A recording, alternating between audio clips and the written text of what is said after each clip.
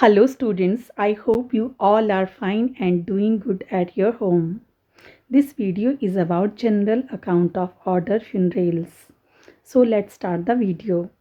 Students, the member included in this order are small, annual or biennial land mosses. And you know very well mosses are the plants which are differentiated into root, stem or leaf-like structure. They are identified by the following feature. Leaves are sessile, without stalk, usually ovate in form and with a drawn out broad base, generally arranged in a terminal rostrum. Rostrum is the condition where leaves are condensed like cabbage. The broad capsule has a lid with a long beak, and the peristome teeth are arranged in two rings. The teeth of inner ring is called endostome, which are mutually opposite to the outer peristome, which are called as exostome. The order comprises about 356 species, which are further grouped under 26 genera. There are 4 families in this order, and these are Gigaspermaceae, Funeraceae, Diceliaceae, and Odipondenceae. Of these, Funeraceae is widely known. The members of this family, Funeraceae, grow in large dense patches. The other characters of this family are leaves are prominent, usually wide and one cell in thickness except the midrib, as you can see in this image. At midrib they are thicker. Calyptra with a long slender beak, as you can see in this image. The pyriform capsule usually nodding at maturity, immersed or worn on a long seta. So you can say there is a long seta in case of mosses as compared to liverwort. The family comprises about 200 species. They are placed under 9 genera. The best known and widely distributed genus of this family is Funaria. It is thus taken as the type genus, and you can see in these pics Funaria, that is a type specimen in this family. If we talk about Funaria, it is a genus of approximately 210 species of moss and 18 species reported from India. Funaria hygrometrica is the most common species, and it is called cord moss because of the twisted seta in this moss. The name is derived from the Latin word funis, meaning a robe. So you can see the seta is long and twisted. That's why we call it Funaria. The plant body is gametophytic and each gametophore consists of rhizoids, stem and leaves. Gametophore is cylinder, erect and attain a height of 1 to 3 cm or more. Rhizoids arise from base of the stem in the form of tuft, as you can see in this image. Each rhizoid is branched, filamentous, multicellular and contain oblique septa. So you can see here in this image, the rhizoids are long, filamentous, branched and they contain oblique septa, that is partition. Each leaf is sessile, ovate with entire margin and acute apex and contain a prominent midrib, as you can see in this image. In a mature gametophore, 3 types of leaves are usually present. First is scaly leaves. The lower few leaves are called as scaly leaves. These are small membranous. Second is foliose leaves. Middle, bigger green leaves are called foliose leaves and their main function is photosynthesis. Third category is perichetal leaves. These are uppermost compactly arranged leaves which encloses the sex organs and their role is protection. So they are called as perichetal leaves. So uppermost condensed leaves are perichetal leaves, middle leaves are foliose leaves and lowermost leaves are called scale leaves.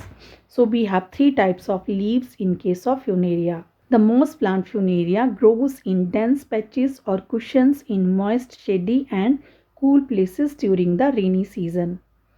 It has a height of 3 to 5 cm, a radial symmetry with a differentiation of an axis or stem, leaves or phyllodes, and multicellular colorless branched rhizoids. So you can see, like hard plants, you will find here rhizoids which resemble the roots, leaves and stem. These are primitive, multicellular, autotrophic, shade-loving amphibians of plant kingdom. They reproduce by spore formation and they have no vascular system. But a primitive type of vasculature may be seen where we have tissues which are called as leptoid or hydroids, which perform the conduction of the nutrients and water. Root-like structure called rhizoids are present and they show alternation of generation, that is gametophytic stage of Funaria alternate with the sporophytic stage. So in this image you can see the habitat of Funaria. Next is difference between Funaria and liverworts. Students, in mosses there is presence of protonema and it is absent in liverwort. Radial symmetry of upright moss plant as compared with the dorsiventral symmetry in the liverworts. So in gametophytic plant body you can see radial symmetry of moss as compared to dorsiventral symmetry of liverwort. More elaborate external appearance and greater differentiation of tissues in gametophyte of mosses as compared to liverworts. So you can see that in case of mosses there is more differentiation and elaboration of the tissues in the moss plant, while the gametophyte is simple thallus like in liverwort. The branched and multicellular rhizoids are there in mosses as compared with the unbranched or unicellular rhizoids of liverwort. Early apical growth of sex organs takes place in case of mosses as compared to liverworts. If we talk about sporophyte, the foot is usually dagger shaped and the seta longer, stronger, hygroscopic and much lived than in case of liverworts.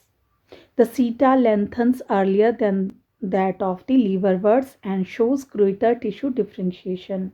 Highly organized mature capsule externally differentiated into the basal photosynthetic apophysis region, middle fertile theca region and the terminal lid or operculum region as compared with the simple capsule of liverwort represented by the theca region only. So students, you can compare that in case of liverwort there is simple sporophyte having only theca portion where you will find spindle shaped elaters and spores, while in case of mosses you will see a well differentiated sporophyte, usually differentiated into three zones, that is basal apophysis which is trial region, middle fertile theca region and the operculum portion which help in the dispersal of the spores. There is presence of well ventilated photosynthetic system in the several cellular thick capsule wall of Funaria and it is usually absent in liverwort. The characteristic wide air pore in which lies suspended sporosac and the columella vicrene filaments in the capsule of Funaria is absent in the liverworts. So you can see in liverworts spore sac is absent and there is no prominent columella. Single layered archisporium derived from the external layer of endothecium in Funaria as against the massive archisporium derived from the entire endothecium in case of liverworts. So archisporium is the layer which surrounds the spore sac and it is derived from the endothecium, while the massive archisporium in case of liverwort is derived from the endothecium. Means archisporium is single layered in moss while it is massive in case of liverworts. Presence in Funaria of a central column of sterile tissue columella which is absent in the liverwort as I explained to you earlier. The mechanism of descent and dispersal of spore in the form of operculum and peristome is much more elaborate and efficient in Funaria than in the liverworts, in which the capsule descends by valve or by the separation of a lid only. The peristome is absent in the liverwort and the lid when present is very simple in structure. So students, you can see that there is a wide differentiation between liverwort and mosses. In case of liverwort, you will find simple thallus-like structure Protonema is absent, and rhizoids and scales are unbranched.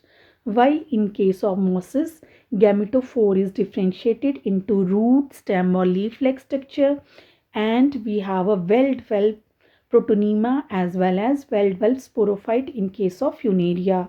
Seta is much elongated and there is prominent or elaborate means of spore dispersal with the help of operculum and peristomial teeth.